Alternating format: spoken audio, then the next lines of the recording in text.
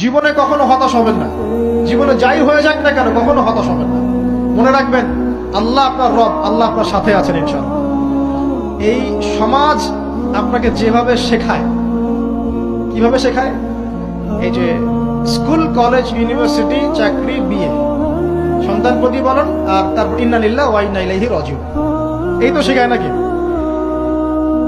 সবসময় মনে রাখবেন যে আল্লাহ রাব্বুল আলামিনের পরিকল্পনাই আপনার উপরে সবচেয়ে বেশি অগ্রাধিকার যোগ্য, সমাজের পরিকল্পনা নয়।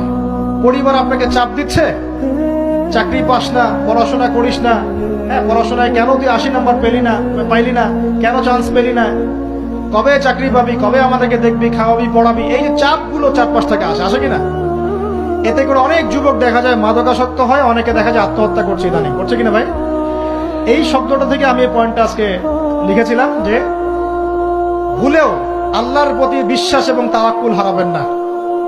সমাজ যেভাবে শেখায়, সমাজ চারপাশে যে চাপ আপনাকে দিচ্ছে, এই চাপে নিজে গা ভাসিয়ে দিবেন না। আপনি আল্লাহর কাছে দোয়া করবেন, আল্লাহর কাছে পথ চেয়ে নিবেন এবং আল্লাহর প্রতি তাওয়াক্কুল ভরসা করবেন। কখনো আত্মহত্যার পথ বেছে নিবেন।